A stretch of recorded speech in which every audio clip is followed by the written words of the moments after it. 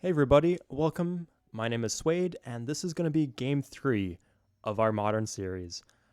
The Modern Tournament, actually. Are you guys hyped yet? We actually made it to Game 3. So this game it determines everything. So all the money, it's going to be about a $150 prize pool, is on the line to the winner of this game. Now, both of these teams have proven that they can win games, so both of them are I'd consider to be eligible candidates. So for this last game, because I didn't want the series to go on too long, I made the map quite small. I made the starts quite close together, and I gave people access to very dangerous resources right off the bat. So you got aluminum right here, you got oil right here. People can pretty much just go wild immediately. So yeah, we're gonna see how people are gonna handle that. Uh, Again, I'm actually just so hyped that this is going to game 3. I'm actually like pretty exhausted from casting the first two games, but at the same time, I was actually really excited to see it progress to the full series. That way, it's more exciting for the viewers too. So I appreciate that. So for this last game, what happened was, so Hyrion and Witch had like been unable to make it to specific games in the tournament, and I'd given their spots to Saucy Sun and Avalanche because I thought those were fair teams, and I wanted there to be fair teams for the final. For the last game, they were actually both online and they were able to sub back in. So I thought it would be like a good way to finish things with the classic teams as intended. These are the people who signed up for the tournaments, the people who I made the hype videos about. And when I interviewed Tigers, these are the players I was talking about. So yeah, we'll see how they're going to be able to do. So just off the bat, I should say that I believe that the switch in players was actually very beneficial for Team Modern Family, so that's G-Beeps' team.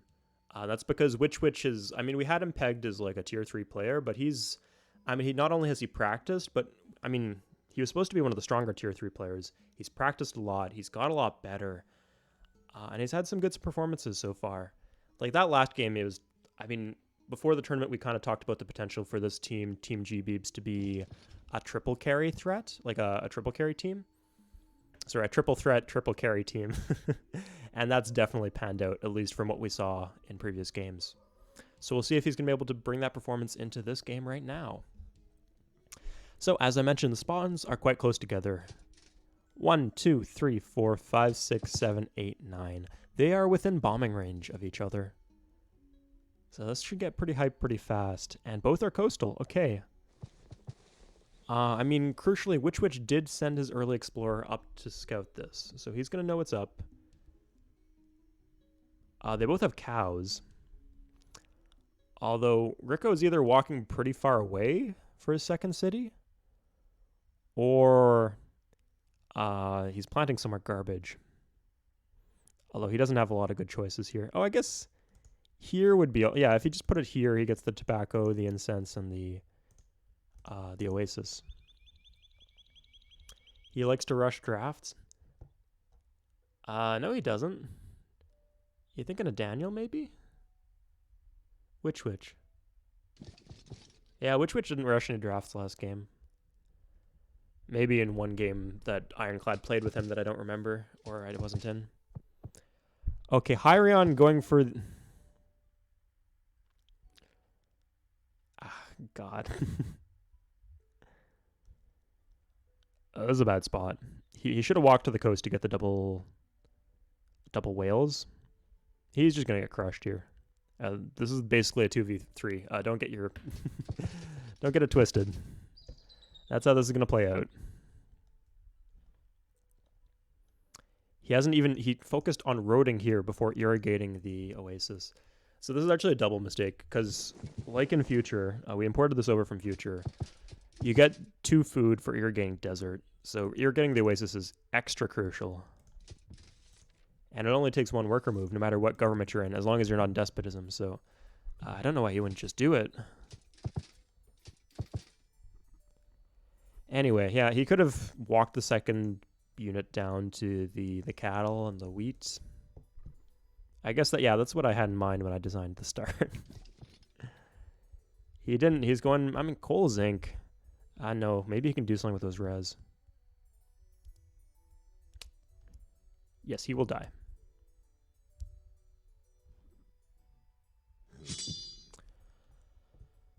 Beeb might Beebs might run into a little trouble with growth based on the lack of 2 food tiles. Especially, like, he can't go wartime. He needs the border expand before he goes wartime.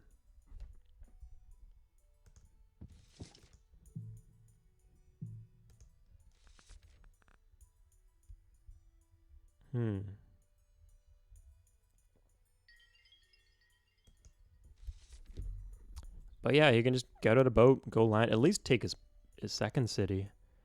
Oh, you walk the extra far distance. Like, this would be a decent production city if you go wartime immediately and you irrigate the zinc.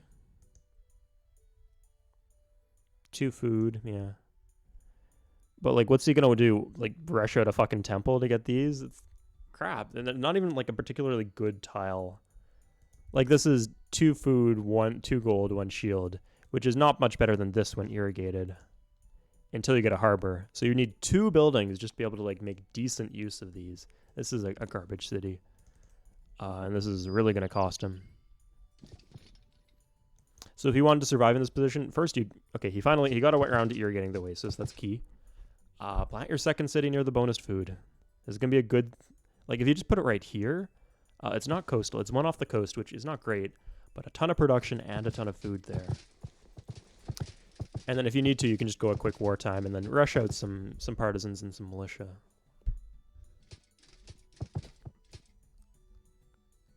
Instead, he's going for a city that's 5 tiles away, has no food,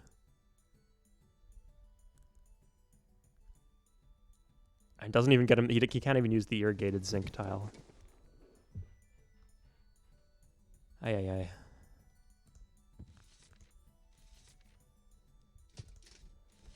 Okay, well, I mean, maybe Beebs will... This is a really bad call from Beebs. He should have just planted the... Like, I guess he wanted the drafting city, but no, that's... You just take what you get. You take what you're given. This is fine. You can get the drafting city out later. Like, if he planted here, he could have had a... It's basically a free worker. Like, walking the additional 3 tiles is a free worker that he's giving up. I'd much rather plant here and have the worker, because then you can build the city later, you know?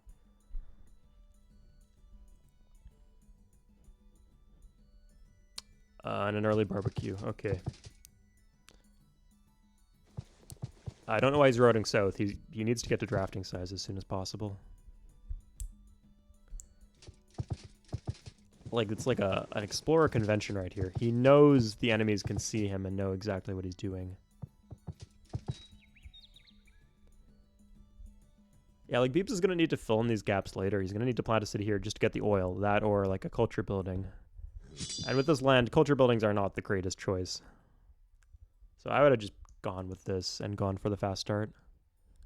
But we'll see if Beebs is able to use it. This would be actually a decent city later, because you get the... When Moscow expands its borders, you'll get the uranium just by planting here. So uranium plus fish. It's pretty good. I don't know. I mean, this is 4 different resources once you get the border expand. I don't know, but with the worker, you could just road towards Hyrion and kill him. That's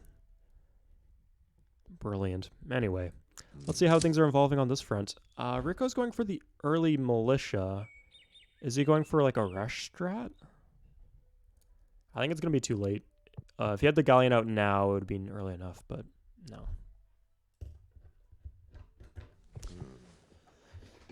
That's okay. It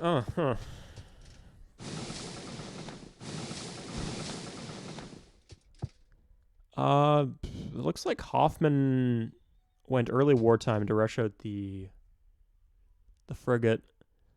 I can't say that's a bad play. That could pay off. You get the early contact. You get... I mean, he already has an out of war, but maybe Witch needs the out of war. And on small maps like this, information is just so vital. So I think this is good. The only downside is that he can't really pillage the... He can't bombard here without going all the way around. But maybe he can sail up to Ironclad. Ironclad's going for early workers, he looks like. That's safe. I mean, Ironclad knows he spawns alone on an island, right? So he can play as he can play greedy if he wants to.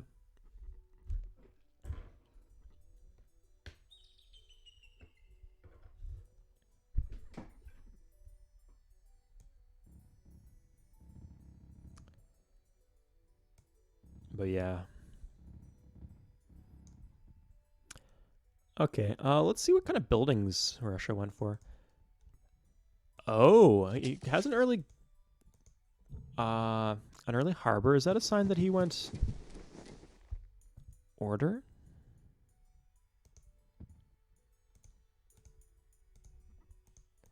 Time will tell. Let's have a government check.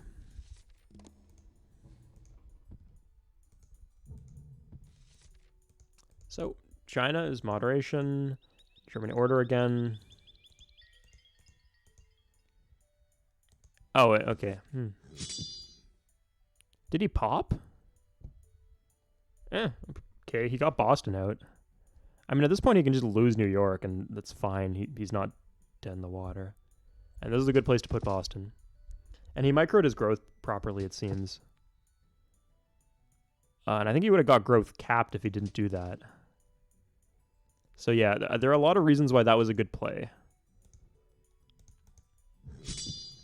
There's an obvious reason why that was a bad play, and that's because he needs to... He's about to get rushed. Hopefully, if the enemy, his allies, or his enemies aren't stupid, they will rush him. Because they can kill him.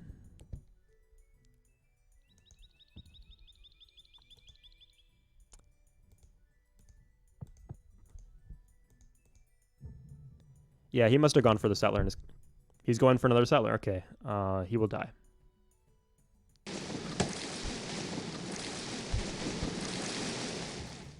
Yep, there it is.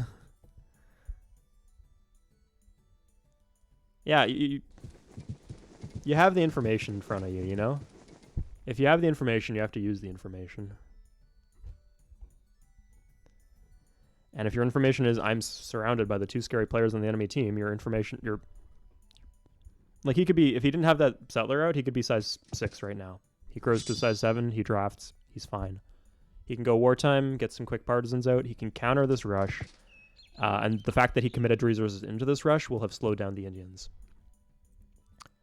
But he didn't do that. He went for 2 settlers, keeping his population low so he can't draft. I don't think he's wartime. I don't know. We'll see what he's doing in New York. I guarantee it's going to be something dumb like a temple.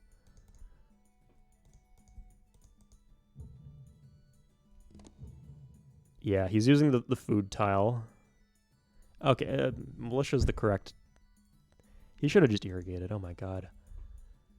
Because now he has no production and no growth. And yeah, he focused on irrigating the wheat. It's normally good to work the high food tiles as soon as possible, but he needs to be growing his capital to get to size 7 so he can draft. So he needs more irrigation around Washington. So Boston should have just gone straight worker. He needs the worker to be able to irrigate the city so it can grow. Because you saw he was actually growth capped there. He's at size 4, but he couldn't get 5 surplus food to grow another population. Oh my god.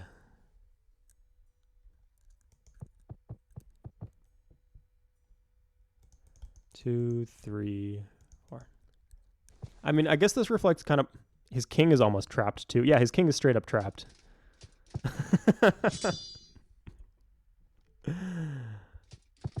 Oh, God.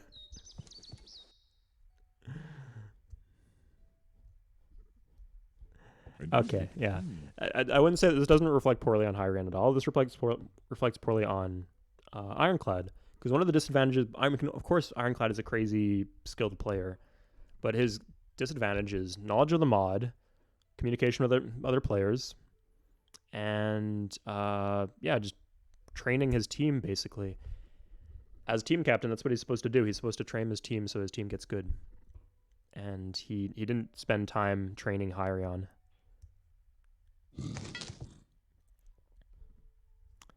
If Hyrion played like a few more practice games with Ironclad, he might not be making these first-time mistakes.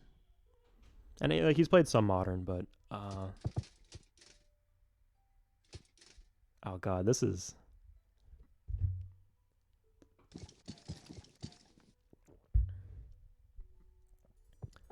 annoying.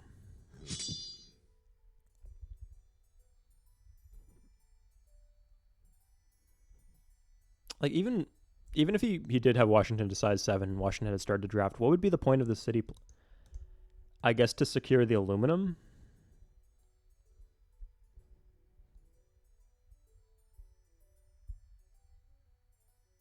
Yeah, that's pretty much all this does. This is a garbage city.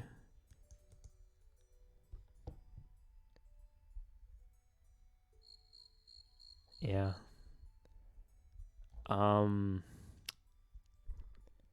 He could go here instead, and he still has no food though.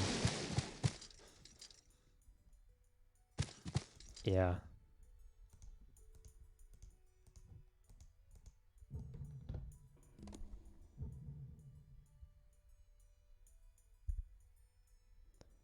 He can't even slave. He doesn't have enough shields to slave, so he'll lose both of his cities. He could have switched to militia and slaved, but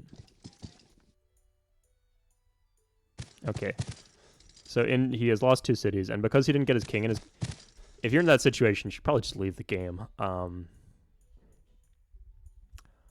Alternatively, what you could do is you should probably keep your king in your capital. That way, like if you're doing something risky like that, that way at least if you die, or sorry, if they take your capital, you die before you give them the cities. Because now he has 2 free cities. He's got free tile improvements. He might even have free buildings, for all I know. I don't think so, but in some situations you would get free buildings. And resources, too. He has access to resources. Oh, and a good base of operations for attacking Ironclad. Again, so shame on Ironclad for just kind of dropping his teammates into this and not having done practice games. Run around king. Yeah, what's the point? You're going to die eventually.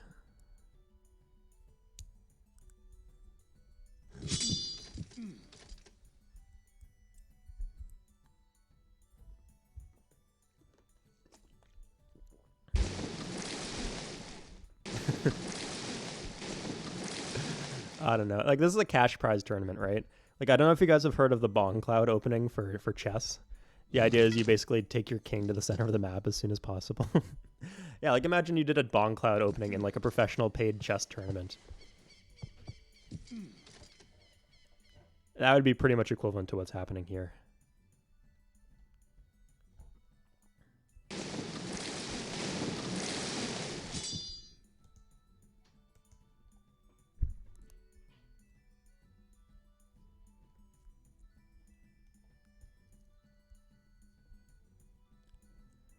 No, yeah. Congratulations to Witch Witch. Witch Witch, of all the tier 3 players, he is playing absolutely fantastically. And I think the decision to sub was, like I said, this was massively favorable to Team Beebs. Everybody seemed to be okay with it, so I went along with it. Honestly, after like the no-shows, like Hyrion just complete no-show first game. He slept in, he said. And Witch Witch, God. Yeah, like he made it to the first game absolutely fantastically. But then he asked the second game, like the second best of 3 series, to be postponed, which is like, people have jobs, some of them live in Europe and they have to sleep.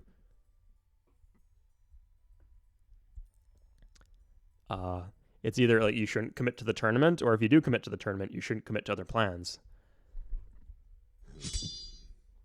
Anyway, it's fine. We just need to sub.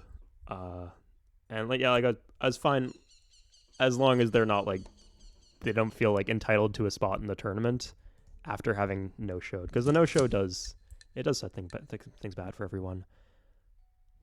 Especially in cases where it's like we might have to postpone the, like I have my own plans. I'm organizing this for fun and for YouTube, but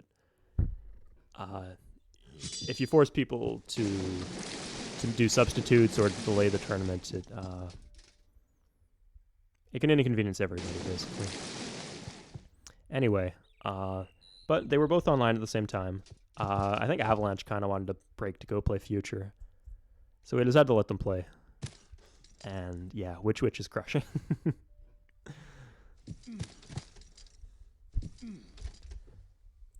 Honestly, if I was Ironclad's team and I saw game 1 or the semifinals match, like I posted those on YouTube yesterday, so he could have seen them.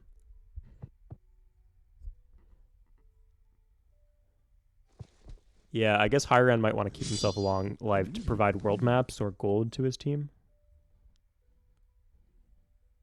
Anyway. If he had gold, he should have rushed a boat. Oh no, he's order. Can't even do that. Anyway, yeah, if I was Ironclad's team, he probably should have watched semifinals and then being like, there's no way I'm going to let that guy sub back in. But yeah, I mean, Witch wasn't even that good. It literally was, he just put the time into learning the mod, and Beebs took the time into training him. I guess he probably, yeah, sorry, that's not true. He was a serve, like, he could survive. Like, he wouldn't throw games of future. Like, he wouldn't do that thing where you spawn like 1v1 and you don't build, you build a bunch of workers and settlers and you don't get up to drafting size and you just let somebody take your cap.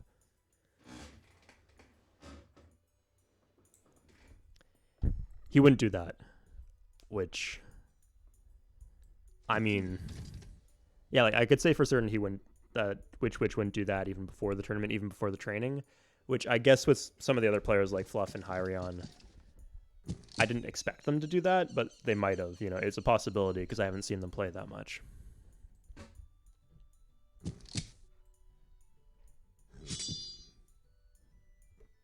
But yeah, on the other hand, you do see like Rico has been a very strong tier 2 for, he's like been a good right-hand man for Ironclad this series.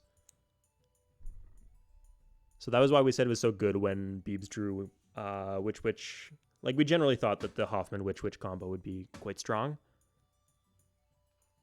Very reliable, too. And although Rico has been pretty serviceable, this Witch's skill is kind of shining through. Interesting. Now, is this a pop, or did he... I don't see any galleons or any airports, so... No flying settlers today.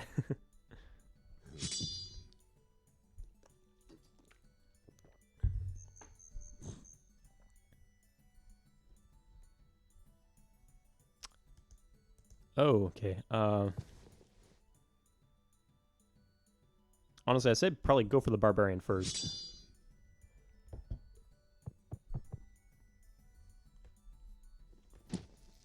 Because you only have a 50-50 chance of killing the king.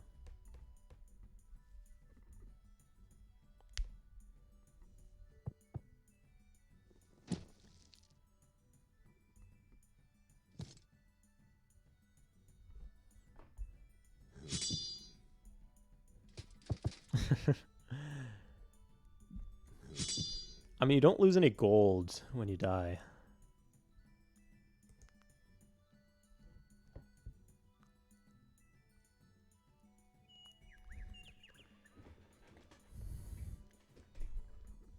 Yeah, that'll be too late. I feel for your Hyrion. Yeah, kind of a cutthroat world to be dropped into the middle of. And he did really get... This was... I mean, the start was pretty much you have to play the... Yeah, the idea with the start was you build your city here. You build your second city here. You use the city to get a few extra workers, and that way you can grow your capital. Like, you won't run into the issue where you don't have enough surplus food to grow one per turn every turn. You might not have enough worker moves otherwise. Oh, his infantry might have already... Yeah.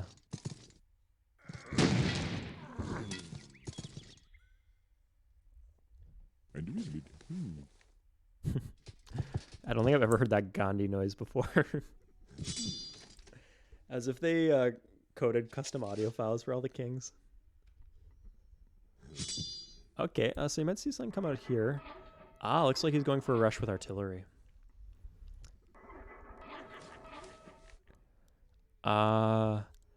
Witch isn't too far from hooking that coal, though.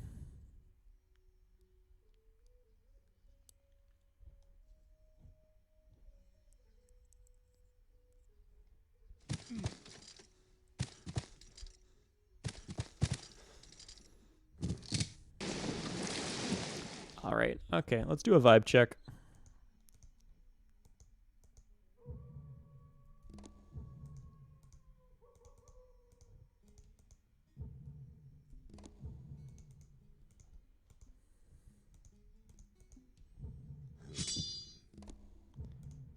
Well, that's a start. Yeah, let's see what kind of buildings people have.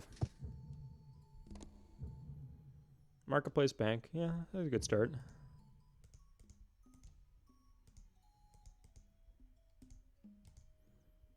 America is obviously running into some issues.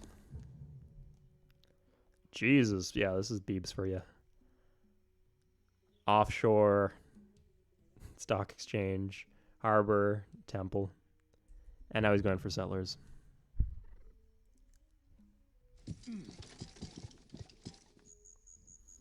Like I said, this is a good spot.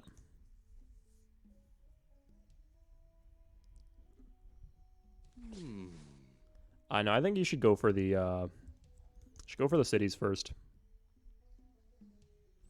because the cities can do a lot more in the meantime than the buildings do.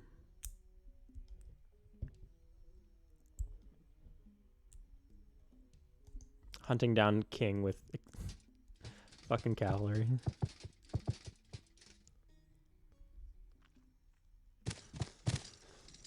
Yep, making sure he's in position.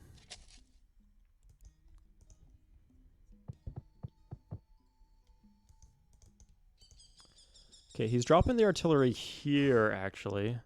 Oh, and he's got oil, so we can start bombing before too long. Okay, well, at least he's going to scout this. I don't know if Witch is experienced to know what to do as counterplay against artillery.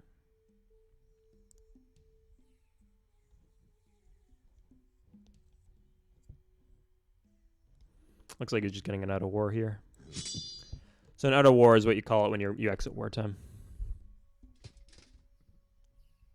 Wow, this is actually smart. This is like a 100 IQ play from someone who just threw the game.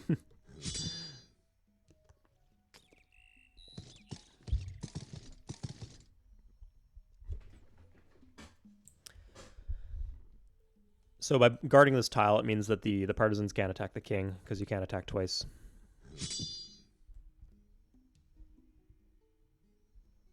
Wishing. Oh, it didn't make the sound again. Still, you are giving up an explorer.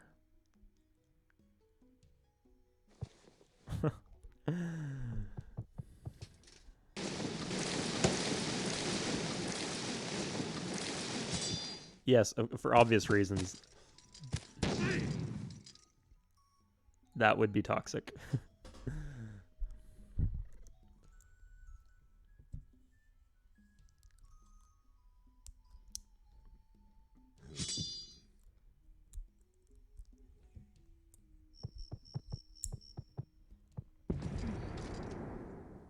He's guarding his cow. Yeah, this is the correct counterplay. He walked his partisan back, which is good. And what you want to do is you want to put one unit on each of your tiles.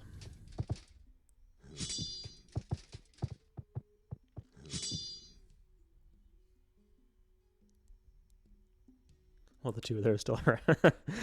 Good correction. Let's see what's in Bombay. I'm curious. That could grow to be... This is a pretty serviceable second city. I know I'm saying serviceable a lot, but I feel it's a good word for Civ. Because so much of Civ 3 is just like, good enough.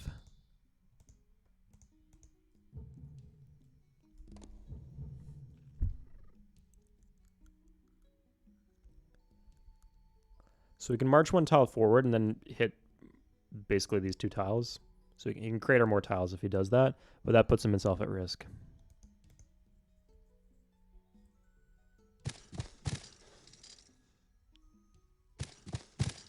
Huh, he left his artillery behind, actually. Yeah, Rico seems to not guard his artillery especially well.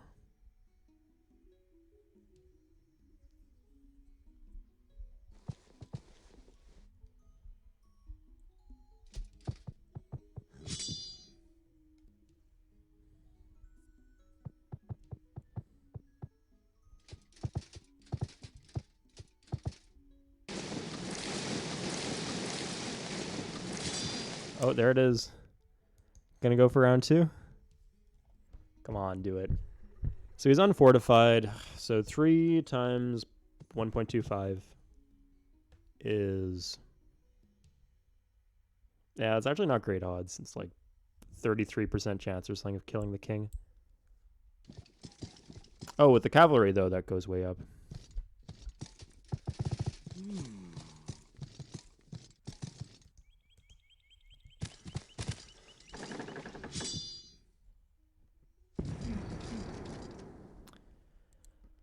Curious what Beebs is up to. We'll take a check-in on Ironclad. We have no frickin'... Oh my god, we'll just get an embassy.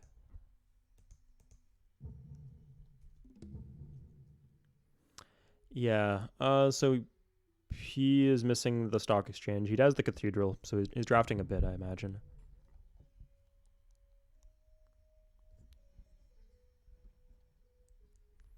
Anyway.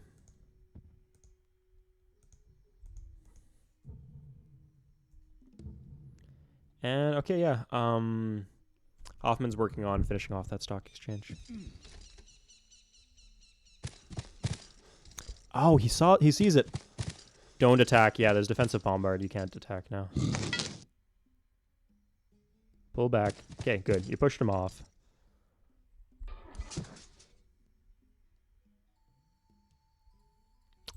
Okay, yeah, well, he died. Not very surprising. Okay, people, we're back. So, Ironclad has made a decision to plant a city on the oil here, which I like. It's nice to see people actually boating to resources, which is what you're supposed to do in this scenario. But some people haven't taken quite a shine to, so it's nice to see it from Ironclad. Maybe he's going to go for mass bombers again, who knows. At the very least, the Indians do have naval priority up here, and it would be nice if they could get like a cruiser or something out. Because I think Ironclad's main win condition here is going to be to take these 2 American cities and then use it to project power and kind of split off all the other civs. So if there's no roads here and there's no roads here, then they won't even be able to touch the American cities without coming within range of Ironclad's bombers and then just getting destroyed. Sorry, without just getting destroyed. So it should logically follow then that Hoffman's goal should be to defend these cities. I think Ironclad might not even have knowledge or vision of where the Americans were. He never sent a boat down here, and Hoffman was actually able to kill him before they could exchange world maps in any capacity. So he's just going to be pretty much playing blind here against the duo of Hoffman and Beebs on this continent. And Witch is kind of too far away to make a play against, so I mean, what can he do? Eventually he'll see these cities and he'll know the logical target, but yeah, we'll see how it goes.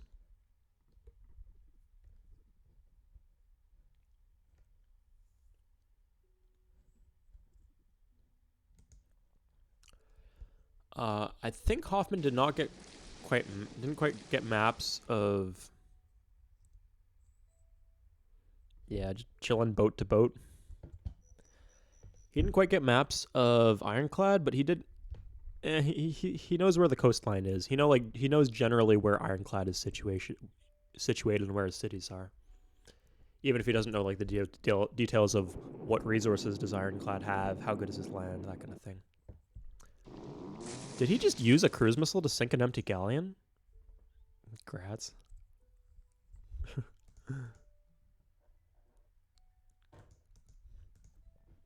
Good play, yeah. It's 30 shields in exchange for 25 shields, and the 25 shields that you invested in the galleon had already done its job. So a great end to its life. But I guess Ironclad just wants to be conservative. Okay, let's take a look at Moscow.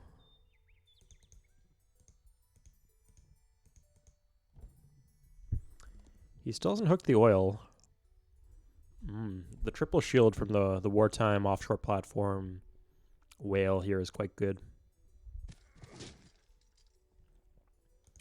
Oh, nice. He's going to be able to pick up some free gold. Yes, thank you, Beebs. Demonstrating noobs. When the barbarians spawn, you kill the barbarians. You don't just let them hang out in your land. That includes on your roads, too. So Rico's going for part 2 relative to last game's strategy. More veteran Marines. Hey, it worked last time. But Hoffman's good. He's established naval priority here. But he might not be far enough away, because if he just does a double move, like sail here, sail to London, he could maybe catch London off guard.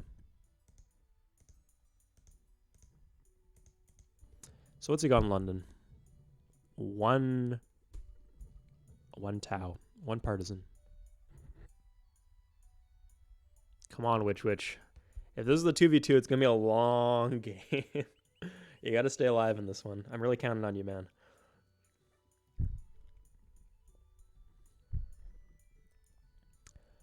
At least at the moment, Rico doesn't have his... Yeah, he still needs to walk over here. I mean, best case scenario, his galleon's out next turn, then.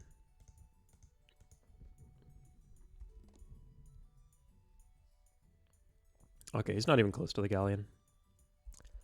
I mean, you can have the galleon out in 2 at the earliest.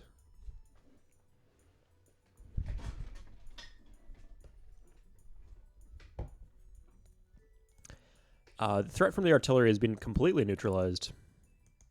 Yeah, he's overguarding. You can't guard colonies this hard. Because people can just go around. Like, the road to the colony is as important as the colony itself. More or less. Yeah, it's stronger in some ways, actually. He does have a second drafting city, though. That's fantastic. Yeah, there you go. I'm not sure I like the idea of just leaving your king here, but it seems to be safe. Honestly, if you just ran your king to this corner, it probably be as safe as you'd ever get it. I don't know if Rico ever scouted this, but if he scouted it and Ironclad needed the oil, he could just like send a fleet to go take the city, which he would probably rightfully assume is empty. Nothing wrong with us leaving the city empty, just don't put your king in the empty city.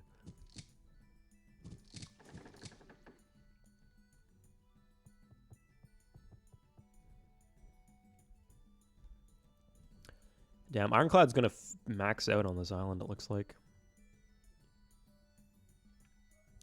I mean, the good news for the enemy team is he's gonna run out of land, so...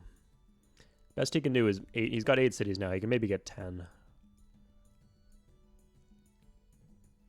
Whereas a player like Witch or Hoffman would have a lot more room if they chose to go big expansion. So let's see. I mean, we'll first take a look at militaries. Oh, a helicopter, huh? Okay. We'll come back to that.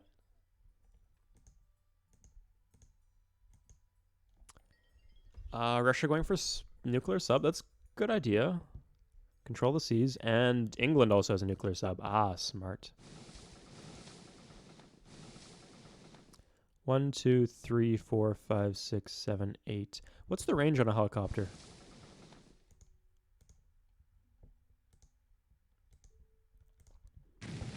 Because if he tries to land on one of these tiles, he's just going to lose his unit. And I think this tile might be out of range.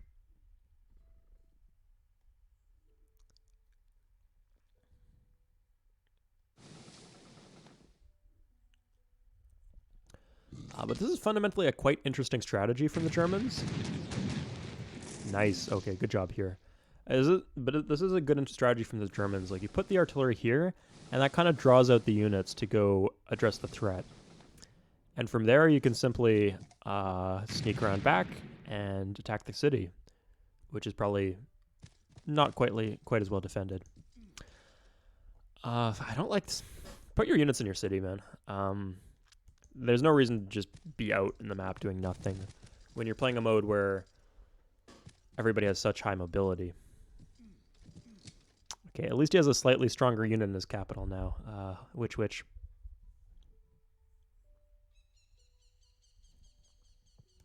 But yeah, we'll check it. We'll check the range of the helicopter. 8. Okay, the range of the helicopter is 8. So, best he could do, he could land here. It'd be pretty easy to take care of for the English. Oh, maybe he's gonna cruise this and take the artillery. That'd be a brilliant play. I was thinking maybe plant a city here. That'd be fine, I guess. That'd be the only other reason I could think of where that'd be a justifiable play. That, or if you had like 5 bombers out of nowhere. But yeah, the cruise, that's great.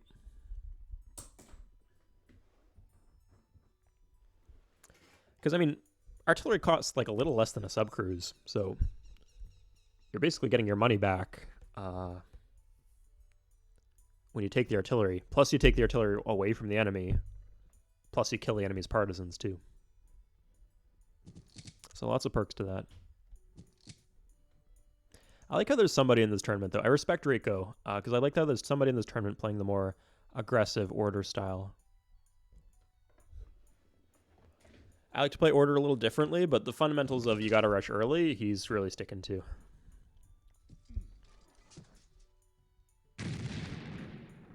So let's take a look at London.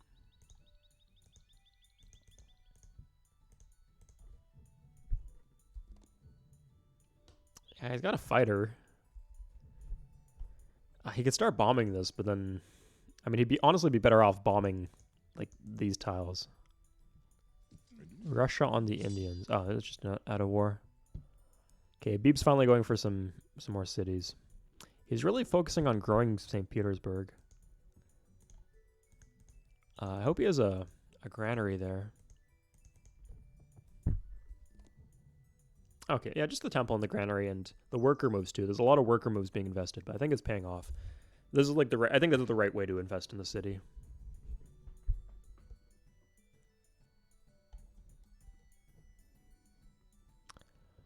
I don't like the additional cities out here coming out from Hoffman. He should focus on uniting these two parts of his empire. He has secured the aluminum, which he's doing through the harbor, but if Washington falls, then he loses it. And he knows exactly where Ironclad is. Okay, what's in Washington?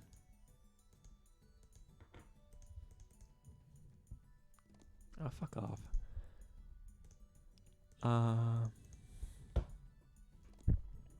Yeah, this is a big mistake from Hoffman. You can't have such an important city. Like, it's your sulfur. And if he takes the city, he actually gets this tile, so he can just walk into Boston afterwards. Because it would auto-default to the city, whoever had founded the city first. And since Washington was founded before Boston, if they both have 0 culture and the Chinese take Washington, they get Boston. They got this tile north of Boston. Okay, he's reinforcing with a 2nd infantry at least. God, it's great that you're defending Delhi, but I mean, at least grab naval priority. I know, maybe he's confident. Maybe. Whoop! There it is. I don't think he spotted this too. Okay. Well, he should know now. Okay, yeah, this is pretty... He's got the defensive bombard here. It's pretty good. Did he just suicide the explorer to barbarians? I think he did. Okay, that's pretty bad for Ironclad. Didn't really get a lot of information there.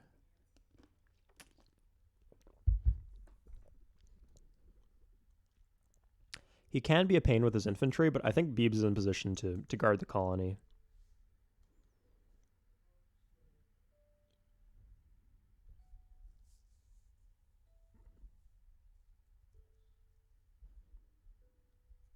Yeah, Beebs could actually just put his infantry on this tile, and then he can't get through because of the lake. Good. That's a good place for Yaroslavl. Yaroslavl. I don't know. I don't know how to pronounce the soft sound. Slavl. I thought that was like a bug. Like a mistake they made when making the game, adding the extra apostrophe, but no, it's the soft side in Russian. Exactly 40 shield cap and out of war is perfect. You think? I beg to differ, though. Because check this out. You got a factory and a coal plant, you're bound to make pollution. And when you make pollution, you suddenly don't have 40 shields anymore. You have just short of 40 shields. Which is tilting. Okay, Ironclad's finally going to go around to sailing this way. And maybe he's going to scout Beebs. Wow, he just sacked a cruise on the fucking infantry. That's one way of doing it, I guess. It's not like he doesn't know that you have... I mean, the biggest thing you did there was you just revealed that you have sub-cruises. Now, if I was Beebs, I'd just spam sub-cruises and then just... Yeah, just hit Beijing a bunch and then kill all the buildings in Beijing. Maybe get a carrier. I think a carrier would be good in this situation. 1, 2, 3, 4, 5, 6, 7, 8, 9, 10. So yeah, you could reach some tiles from Novgorod, but not many. Yeah, I think the carrier would be fantastic, especially since he might just think he's being bombed from Washington or by a bomber, a plane with better range. He might not necessarily know that it's coming from a carrier. Anytime you can like throw someone for a loop like that is fantastic.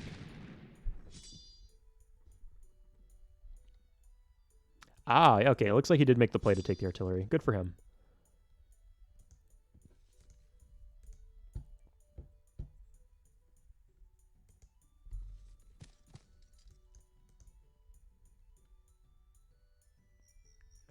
And he still can't land units here. I'd be uneasy with how much vision the Germans have, though, if I was the English.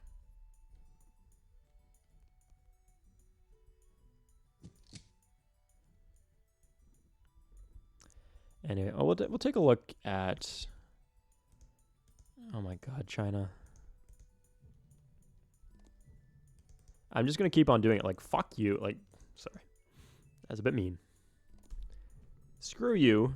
This is your fault. If you don't like the pop-ups, you should, like, not intercept my spies, guys.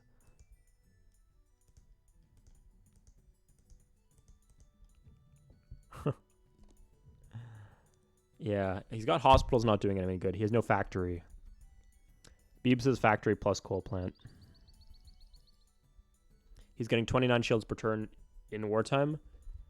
Beebs is getting 40 shields per turn out of war. So he's going to be rocking like a destroyer or a subcruise, a submarine, nuclear submarine per turn. He can do a subcruise per turn right now.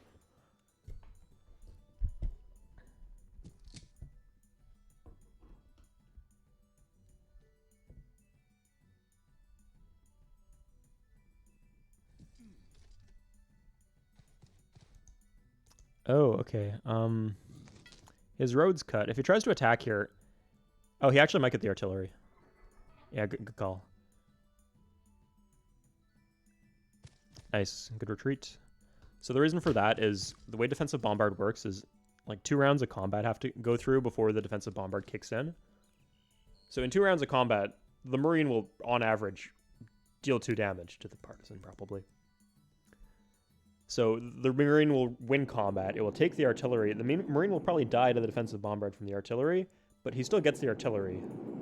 So he trades a unit for a unit and then takes a unit in the process and keeps the artillery. So a good exchange, definitely. Now he needs to get some workers up here to road. He is a bit short on workers. I don't like that so much.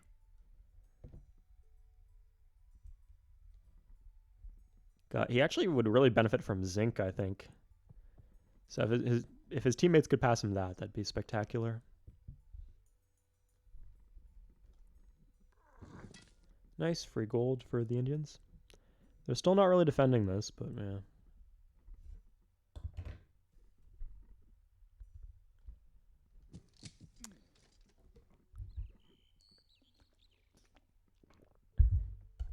No con. Ooh. What's he going for? Does he have planes? I can't see. God damn, dude. No, maybe he's just busy.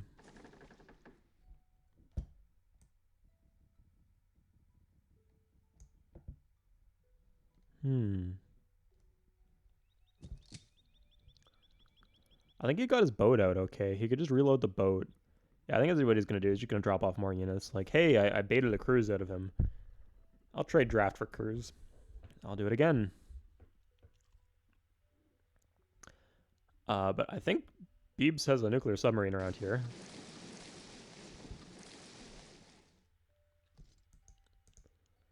One infantry, one cruise. Take Kill it. Attack. Stack attack now. Yeah, he wasn't paying attention, I guess.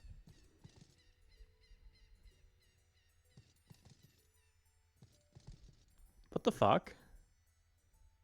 There's no blitz on infantry.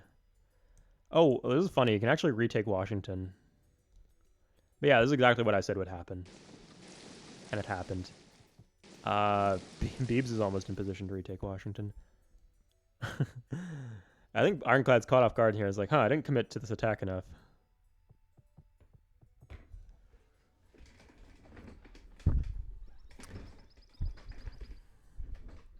Ironclad could have helicopters. He could reinforce these cities very suddenly with a lot of units, a lot of drafted infantry and stuff.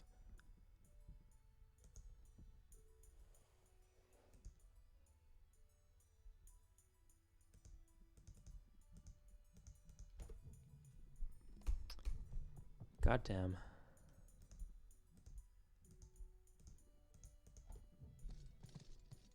Finally, okay. That's one. Okay, he clearly had the infantry. He just didn't send them.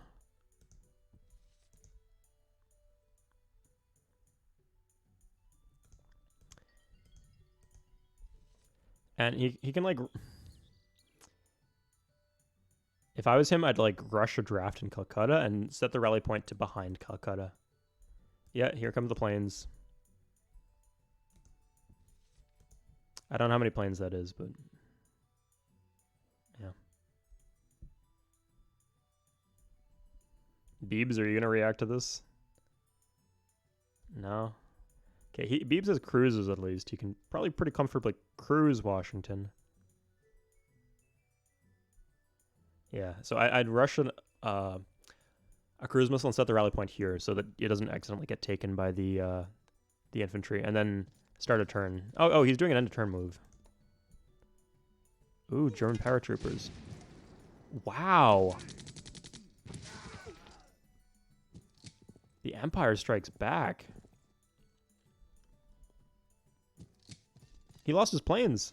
I don't know how many planes he had, but they're gone.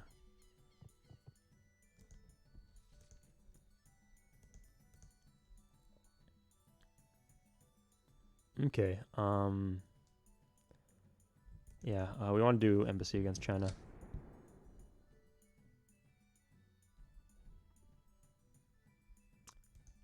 Wow, this is actually a huge pain in the ass for the English. Oh, he's got 3 sub... Okay, yeah, I wouldn't be too scared. He can just cruise York and retake York. The reason I say that is because the 2 sections of his empire are divided, he no longer has... He can't even build any more sub-cruises.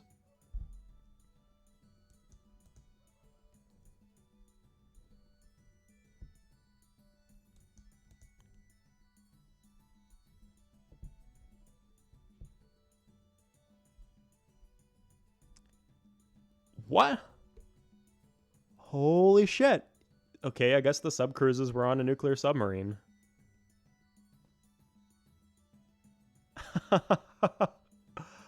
Oh, yeah, he just sailed a nuclear submarine to the German capital. And Rico's been pretty religious about keeping his king in cap. Like, he doesn't hide it anywhere spicy. So honestly, if I was him, I might have even just turned around and went back home and used it to save my cities. But no, he went for the jugular, and it paid off. So it's a 3v1 now. We'll see if Ironclad even wants to play this out.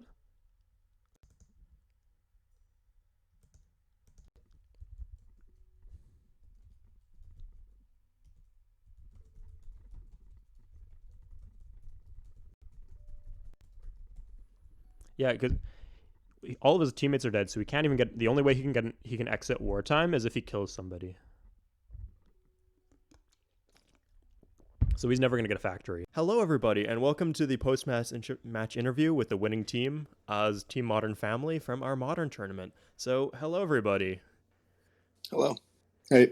We got Hoffman and Beebs, and sadly, Witch again was not online. He's really going to break his heart, but I'm sure he'll be happy that I'm posting Game 3. I know he was looking forward to it. So, I wanted to ask you guys a few questions. I mean, first of all, just congratulations on the win. How do you feel about it? Thanks. Yeah, I think we had a good team chemistry, and it was a lot of fun playing. I'm So, gonna yeah. say that Gunner and Witch definitely MVPs of those games. I had some pretty terrible misplays there. I mean, okay, if we're gonna blame everyone, we're gonna blame Avalanche, right? You guys all played consistently. Avalanche that one game though was He did kind of throw that game. you guys saw the recording, right? Yeah, I saw it. Could have saved it. He was doing fine. Yeah. He was doing okay. Here's the thing: if he wasn't a quality, he would have been growing more. He would have had roads in production. I think he had a pretty good start with the quality. I don't know what he was It's doing. not a bad He start. could have survived.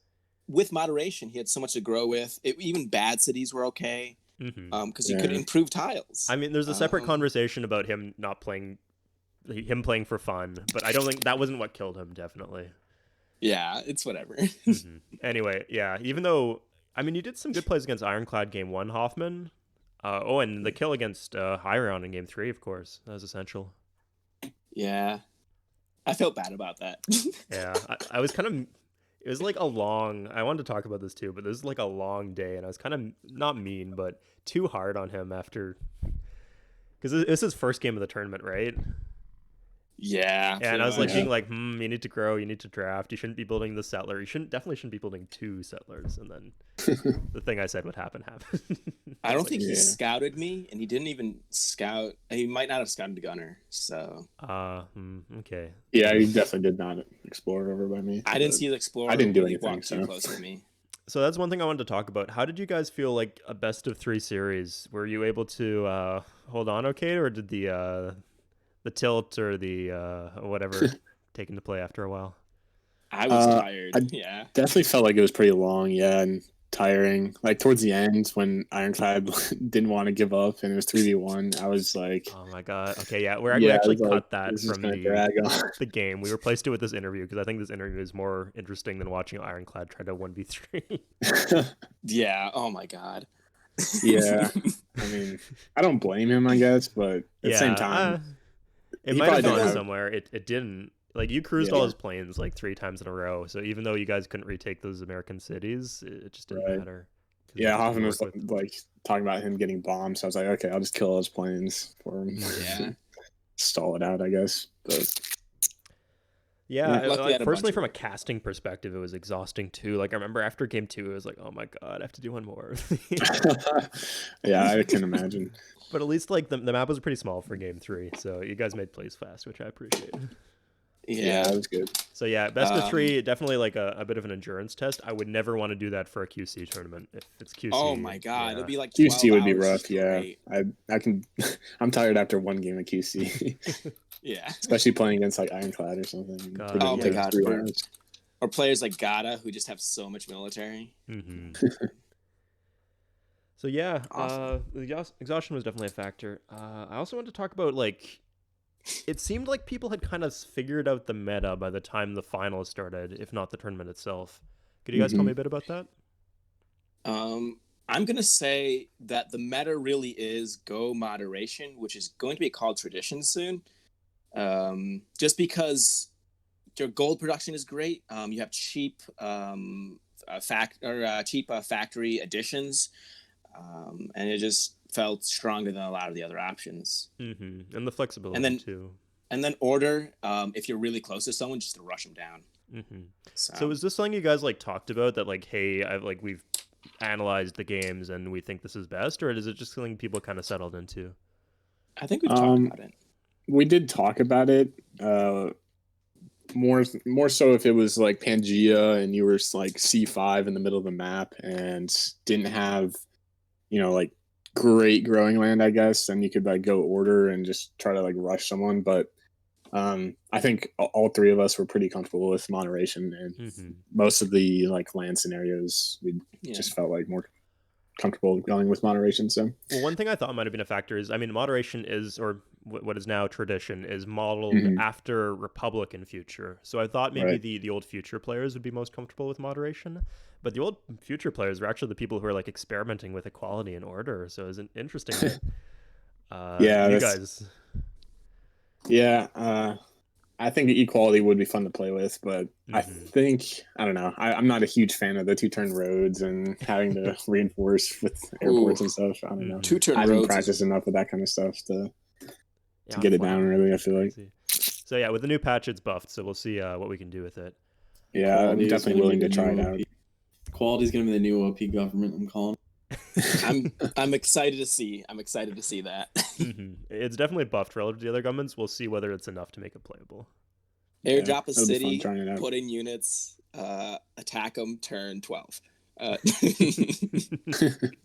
Yeah, I mean, I think what we figured out is if you play equality, you have to play it super aggro. Like, you have to instantly drop, I mean, even your second starting settler on someone, and then just send in units. Because if you're fighting in your own land and your own land gets pillaged or cratered, it's impossible to clean it up because your workers are painfully slow.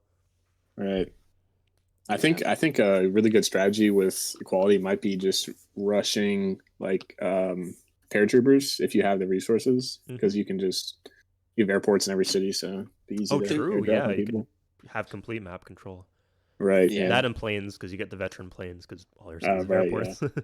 The other thing I saw with equality is if you have airports in every city, you can reinforce every city. Exactly. And just have a couple units in each of them and just send them over. So could be strong, but yeah, they're kind of like a Borg hive mind, in that like when you attack one of them, you attack all of them. I like that. That's funny. So I had like some roasting questions for you guys. The first one, G-Beebs, I think you're gonna know what I'm gonna ask you right now. Do you want to know where Rico's carrier was? Yeah, that was pretty bad. I didn't really read the messages, and I just like he kept doing it at the end of turn and then right at the beginning of turn, but I thought it was happening at the end of turn, and it was bombing me like twice, and I was like, what? So for people who don't remember game one, I know it was a while ago, Rico had a single unguarded radar artillery outside of G-Beebs' land. And it does like give a different message if you're being bombed as opposed to if you're being like shot with a battleship or radar artillery. But I mean, if you're not experienced, obviously you don't have like the decades of experience that a lot of future players do. So yeah, I just figured that nobody would have artillery on me since nobody was really near me. It's not like you had like a big backyard. There was like, it was pretty easy to corner him down and take the artillery. Yeah, for sure. I only had like one infantry, I think. I had to like drop another one to. Sorry, I'm gonna have to kick you. This is an interview, DRC. Yeah. So Hoffman, you had spectacular performances, but I have to ask: are you aware that anti-air is a thing? I am. Fighters don't seem to work very well for me. Okay, I'm sorry. This is like an actual question, not like a roast. Do you know like you have to set them to intercept, right? I get that. I feel like if you're being bombed, if someone got close to you enough to be bombing you, just because you have you have to be able to push back and hit them or do something else while you're dying. In that current meta, with like the bombers being super strong and super cheap, I think that's true. Like they can rebuild their bombers faster than you can rebuild your tiles and rebuild more fighters. Yeah. As soon as I saw that stack of plains land, I knew I was dead eventually. But I was hoping to pump out a couple tanks from some of my cities and go help kill Rico or do something else. You know, it was only 6 planes at first, so I think if you'd like rushed like 4 different fighters, I don't know if you had the gold or the resources or the shields to do it at the time. But I think you could have like kind of turned the tide. I mean, he still would have got some cities, but you could have, especially with radar towers. But yeah, I almost think that cruising a city with like bombers and stuff in it is more effective than building fighters. Like in that case, just because fighters, they get injured if they intercept, then you have to wait to heal them, then you have to wait to press intercept again, and then it's when like you 3 press turns intercept, later. they don't intercept until the start of next turn, so it's right. Yeah, so it's like you maybe 3 turns of or 2 turns at least of complete undefended bombing runs anyway, and by that time tiles are obliterated and just So if they start their bombing run, so you saw the airbase, I assume, before he actually started bombing you. But if you don't see the airbase, they get 3 full turns off. So bad. Yeah. I think I was tired as well. So yeah.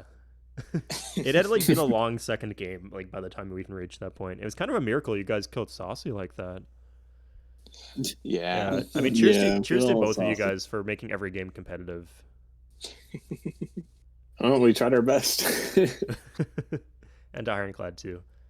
Yeah, he put up a fight for sure. For sure. So yeah, I was wondering if there's anything that like when I was casting the game, I was in retrospect probably a bit critical. Was there anything that like got lost in the fog of war, the lack of information, or poor communication that might have seemed obvious to me as a caster, but wasn't obvious to you guys at the time? Yeah, I think a couple things. Well, one, you can see all the land, and we can't, and you can make the decisions or like say, oh, they should do this when we might not know that we should do that. So there was a couple times. I don't remember any specifics, but I think that you kind of talked like about that, and then The cruise missile against Saucy game 2 or game 1. yeah, that one. Yeah. When you said Cruz's troops when I didn't have that tech, and I was trying to rush that tech as soon as possible. Then I didn't get it till like 3 or 4 turns later after he had landed me. Yeah, it's too bad there's no way to check for that as the spectator, but yeah, that would be cool. The, that's and then I think the other thing is just seeing subs on the map. true. I think subs were used a ton since they're super strong in this meta or in that patch that we used for the tournament, so just because the techs were so cheap. The 0.7 meta was definitely nuclear submarines, sub cruises, some regular cruise missiles, and then a bunch of planes, and then you go moderation, and that was the meta. Yeah, pretty much. It's a shame that so much of that happened. Like it's not like actual fighting on the map. It's mostly submarines and stuff like that. Yeah. So yeah, did you guys have any last comments? Or Tigers, did you have any questions? It was a ton of fun. I'm looking. Oh, of course, Libertarian would kill us if we didn't ask you. Did you receive the money okay? And what are you planning on doing with the money? So yeah, I did receive the money. Yeah. My plans, I'm just saving it right now. Yeah, I don't really have any plans for it at the moment. Maybe buy Civ 3 copies if people want the game. I mean, we'll see if it goes on sale again. Yeah. We're actually both planning on buying several hundred copies of Civ 3. Just keeping them for safekeeping. Yeah, just in case we lose ours, you know. Just in case Steam drops. You need one on Good Old Games. You need one on CD. Yeah. I might put it towards some investments or something too. Who knows? I'm gonna buy laptops, several laptops, and then put the multiple different Civ 3s on them. Yeah, the money could go towards a Windows laptop for me, I guess, since I'm still using a Mac. God, or you could make like 3 different alts and then sign up for the next tournament and then play against yourself and play all 3. Yeah. Play all 3 players. Okay, I'm glad we got some good ideas there. I'll play a noob QC against 3 players by myself. It'd be great. So just so you guys know, this entire tournament was actually just bots of like alternate accounts of me, just sock bucket puppets of playing against each other and taking your money. He was spectating himself. It's all scripted. It's all scripted. It was very good. Yeah, the writing team did a great job. Special effects teams was really good, especially getting all the different people talking at the same time in chat. Yeah. That was great. So I just wanted to say, like, of all things considered, that was a really like dynamic, exciting series, like especially compared to the semifinals. Yeah, I think that lived up to the hype. So thanks for putting on a show like that. And I mean, cheers to Ironclad too, because he really, really put up a fight in game 3. Yeah, he really, really won it. Yeah, I think everyone for sure. I think everyone was hoping for a 3-game final, which was great. It was weird. Like after game 2, there was like 2 parts of me. Like part of me was so exhausted, and part of me was like, okay, this is kind of hype. You know? Yeah, same. What was your confidence level going into the last? I was actually more confident that we dropped Ava off of our team and got Witch Witch because that was brutal. I think Witch Witch is much better for his like the tier that he was given, and is good kind of good coordination with me and Hoffman. So he was definitely overperforming his tier relative to you know, where we expected, I think, and where generally players were.